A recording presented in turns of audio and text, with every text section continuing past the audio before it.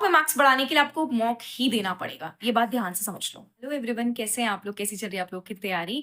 सो IBPS exam को just 6-7 दिन रह गए हैं। आई होप आप लोगों की तैयारी काफी अच्छी चल रही होगी और इस समय आप लोगों का पूरा फोकस अपनी मॉक टेस्ट, अपनी मार्क्स के ऊपर होगा, राइट? अब से होता क्या है ना कि लास्ट के कुछ डेज में आप लोगों ने देखा होगा कि मॉक टेस्ट में ना हमारा स्कोर काफी कम हो जाता है और हमें काफी डीमोटिवेट फील होता है। स्पेशली जो बिगनर्स होते हैं, जो पहली बार इस बार अपना पेपर देने जा रहे होंगे, ये आपके साथ हो रहा होगा, आपके नंबर नहीं आ रहे होंगे या आपका पढ़ने का मन नहीं कर रहा होगा, इस समय स्ट्रेस फील हो रहा होगा। एक हफ्ते बाद पेपर है, कैसे होगा, क्या होगा? आप पहली बार एग्जाम देने जा रहे हो तो कैसे एग्जामिनेशन हॉल में एंटर करना है, कहाँ पे सीट होगी, क्या होगा, बहुत सारे डाउट्स होते हैं। और स्पेशली इस समय मॉक टेस्ट में नंबर ना आना एक बहुत बड़ा डिमोटिवेशन होता है हमारे लिए, है ना?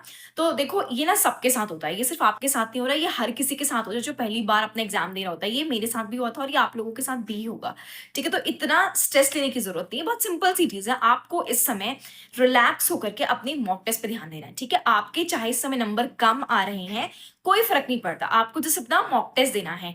हो सकता है आप लोगों को इस बीच मन ना करे पढ़ने का, हमें नहीं पढ़ना, कोई बात नहीं। थोड़ा अगर आपको मन नहीं करता तो कोई बात नहीं, आप थोड़ा जैसे मॉर्निंग में ना पढ़ के आप इवनिंग में पढ़ ले, इवनिंग में ना पढ़ के आपने मॉर्निंग में पढ़ लिया, ऐसे अपने अकॉर्डिंग मैनेज कर लेना। बट इस समय आप कुछ मत पढ़ो, नो प्रॉब्लम एट ऑल, लेकिन इस समय आपको सिर्फ और सिर्फ मॉक टेस्ट देना चाहिए, ठीक है? अगर आप चाहते हो कि आपकी मॉक टेस्ट में नंबर इंक्रीज हो, क्योंकि देखो अब तो हमारा एग्जाम है, राइट? अगले हफ्ते आज ही हमारा एग्जाम है, तो अगर आप लोग चाहते हो कि हमारे मॉक टेस्ट में नंबर इंक्रीज हो, हम एग्जाम में अच्छा परफॉर्म करके आए, हमारा प्रीलिम्स क्वालिफाई हो जाए, तो उसके लिए एक ही चीज समझ, एक दिन में मिनिमम 2 मॉक तो देने ही है। 2 मॉक तो हर एक बच्चे को इस समय देनी चाहिए।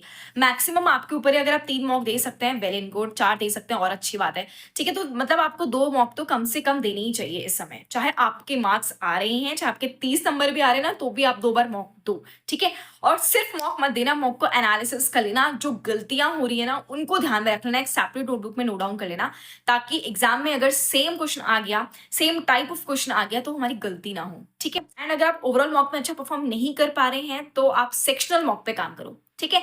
मतलब जैसे आपने 2 मॉक देने, तो आपने एक ओवरऑल मॉक दे लिया, एक सेक्शनल दे लिया, एक ओवरऑल दे लिया, एक सेक्शनल दे लिया।